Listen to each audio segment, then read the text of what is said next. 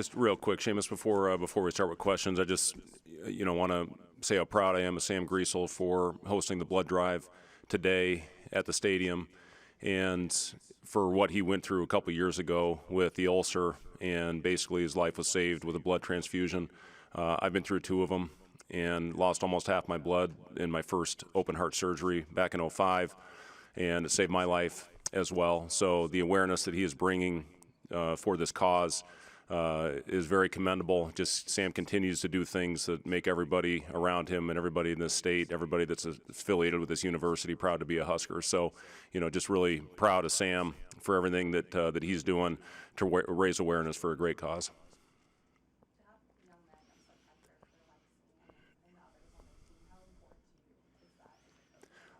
Yeah, it's very important, and you just see how our guys continue to get out in the community, and it is very important. And we lost some of that the last couple of years with COVID, and when you have to be so careful, and what it can do to your program, if you get that if you get that running through your team, which obviously we had.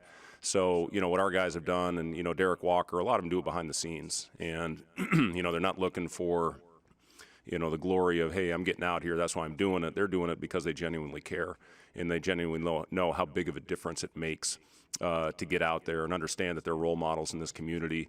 And we had an event planned yesterday for our guys to get out to some schools, but with finally getting a significant snowfall, they had to cancel that. But it's really gratifying when you have a group of guys that take that much pride in getting out and being a good example for especially younger kids and a lot of times less fortunate kids.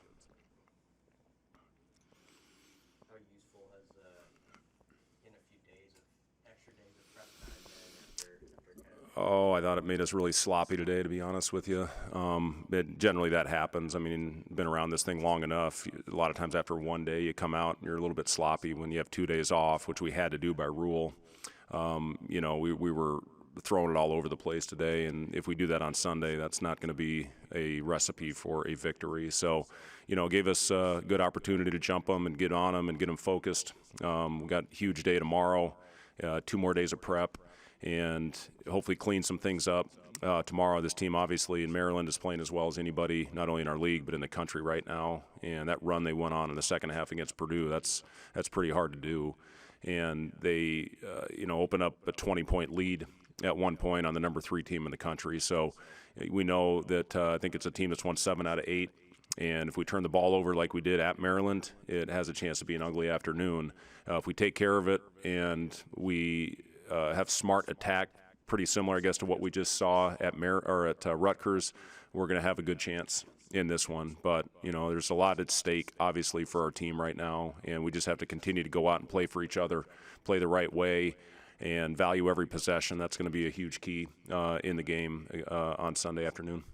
First meeting out there, 15 turnovers led to 20 points off them. You mentioned the need to take care of the basketball. What did they do defensively that created so many problems with turnovers? Yeah, they did to us what they do to every team pretty much. They've got such great activity and anticipation, and they'll run a very similar press to what we saw at Rutgers, and then they'll drop back into a couple different defenses. I thought we had good attack early against them, and then they bothered us with some of the things that they did as far as their switching. We had a couple careless ones too, and the thing that Maryland does better than anybody is they convert. If you turn it over, it's a layup on the other end or a 3. So, if we're going to turn it over, I'd rather throw it in the balcony than just give them a live ball turnover where they get a pick 6 out of it. It's the single most important thing in this game is finding a way to take care of the ball, get a good quality shot up on the glass, and then able to get back in transition and set our defense. We're still chasing too many balls on the offensive glass, and we have to get back. We have to load and get set in the half court.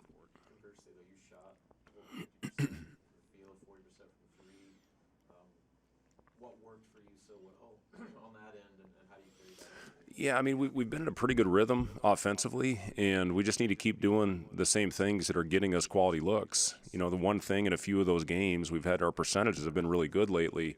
The one thing that has cost us has been the turnovers. And when we've taken care of the ball and, you look at our trend lately, we're trending in the right direction. I think we had 15 at Rutgers, but when we did beat the press, we got a great look.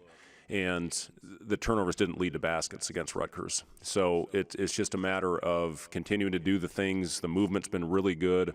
We're finding the right guys. Our pace has been great. Pace doesn't always mean you have to shoot it quickly. It means get the ball over, get into your offense, and then cut and screen with pace and purpose. And that's the biggest thing that we've been doing, and that's why our numbers are trending in the right direction. You mentioned something, having a lot at stake. There's internal motivation of just wanting to be the best you can be, and then external.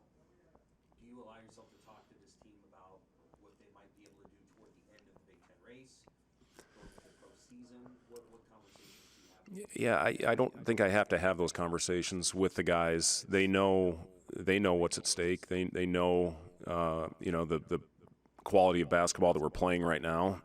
We're continuing to improve with our young players. Basically with the new system that we've implemented since Emmanuel and Juwan have been out of the lineup, and we're just continuing to get better every time we step on the floor. But you can't step back and take a breath and take your foot off the gas. You have to keep doing the things that are making you successful. And I'm confident we will. I'm confident that our guys will continue to play with great effort, and that's all we can ask of our team. If you come in the locker room after the game and say you were the harder playing team and hopefully the more together team, then let the chips fall where they may. But it's a group that has continued to compete, continued to prepare, and we get 2 more days to get right for this game on Sunday. And right now it's one at a time. It's a weird schedule. I mean, we played so many games in a short amount of time, and then we had to take 2 days off, which I don't love, but we had to by rule. And, we get another week after this one before the next game. So it's not an ideal time to get a bye week just with the way we're playing right now. 2 games in 12 days or whatever it is. But, it is what it is. It's the schedule that we were given, and we just need to continue to do the things that are making us a solid basketball team right now. CJ played season low minutes against Wisconsin and started the next game. Kind of when he made that decision, with him shooting like that, what did that do for the rest of your offense, spacing and all that? Yeah, I mean, he really, I thought, kept us in that game early. They hit some shots. Hyatt hit a couple tough ones at the end of shot clocks, contested. They built a little bit of a lead, but CJ was able to keep us in it with his three threes to start that game. And, basically I think it was even. It was 16-16 with CJ hitting 3 threes. And, that allowed us, and I think it gave us some early confidence with CJ knocking down those shots. But we're going to continue to rotate that 5th starter and, kind of see where it takes us. But, CJ, we felt good about him getting back in the lineup. I loved his energy on the bench, even though he didn't play in the second half against Wisconsin. He was over there engaged and talking to guys. He was talking to guys in the huddle.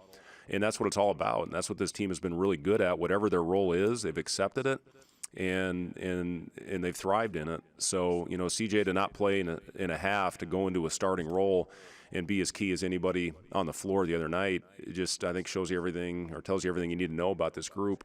And, we'll see what happens. This might be another game where Blaze and Derek get some minutes together. And, Blaze plays 4 minutes after playing the season high against Wisconsin. That's just the way right now our team is built, and a lot of times what the other team's rotation looks like. But we have some versatility with this team, being able to play big, being able to play small, and you'll continue to see those lineups here down the stretch. Maryland has 4 guys that average in double digits, but does everything kind of run through Jameer? Yeah, Jameer, he's been incredible, and in my opinion, he's an all-league player. And he does so much damage in the paint. He gets downhill with that left hand, and he's hard to stop if you don't get up and win the line of scrimmage with the pick-and-roll defense or get under and get to an angle of containment. He's so explosive getting to the rim. The other thing they killed us on were free throws. They were 24-26 the last game we played. He was 9 for 9, and they did a lot of damage there. It was actually, I think it was a 9-point game, about midway through the second, and then they went on a big run to put it away. But fouls were a big issue in the game at Maryland. And we do take a lot of pride in keeping teams off the line, but we did not do a very good job in that game. On our double teams, we got split. We were soft in that game at Maryland. So just got to clean it up. We got to be better.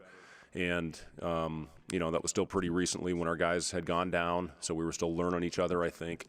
But just need to have a full 40 minutes if we're going to have a chance on Sunday. Broadcast made multiple references to the change in your offense, and they used the word triangle. What have you changed in your system since Juwan and Emmanuel got out? Why has it been so effective? Yeah, I don't know where the triangle comes from. We have a zero triangle. Really, I guess we play through the pinch a little bit, but yeah, I think the biggest thing is those guys are playing with so much pace right now, and the confidence that we're getting early in games. But it's just our spacing has been really good. Our cutting has been really good. Obviously, Casey draws so much attention. You get CJ out there, the gravity he provides with pulling the defense closer, that allows Derek opportunity to go to work. Griesel, I thought, was very efficient. I thought he was terrific. The other night had great control with 12, 12, and 5. In a game, he just continues to stuff the stat sheets. Jamarcus has been good. Sam is playing with a lot of efficiency, and it's when you have multiple weapons on the floor, and we've had probably a little bit more of that as of late, that can knock down shots. When you can pull the defense closer, that's just going to open up opportunities for your playmakers, and I think that's as big as anything. K-State's obviously getting a lot of attention, the ESPN deal, and Yeah. Steph Curry tweeting at him and all that sort of stuff. Is he the type of kid that's aware of that? Like, how much does he pay attention to all the hype and love he's been getting over the last? Yeah, I don't think a lot. And, his demeanor doesn't change. His approach doesn't change. I saw he did send something back. I don't look at that stuff, but one of my kids showed me that Casey tweeted back, "Thanks, Steph," or something like that. But he's not active on social media, and I love that about Casey. I wish everybody had that approach. But I'll say this. A lot of guys do it for the right reasons. I mean, what Griesel does on social media, I think, is incredible. Other than that, our guys really aren't all that active on social media, and I think Casey as much as anybody, but that's pretty darn cool.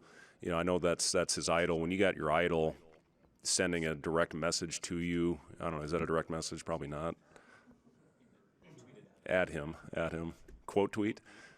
No quote tweet? Okay. Anyway, he tweeted at him, which is pretty darn cool. But yeah, I mean, Casey, that's a special moment that he'll remember for the rest of his life. I expect a full house tomorrow for Amy, and in the women's game, I'm excited to see some of that tomorrow after our practice. And it's a great weekend to be at PBA. First of all, show great support. It's going to be a heck of a game. I know they've sold already over 10,000 tickets. Let's try to get that thing full tomorrow to show support for the women's team, who continues to go out there and compete. And then, we've been so thankful for our crowds. And, I think people have really appreciated this group for how they've continued to battle through adversity, and, just how much fun this group has been to coach. But, yeah, I'm looking forward to a great weekend at PBA. Thanks, guys.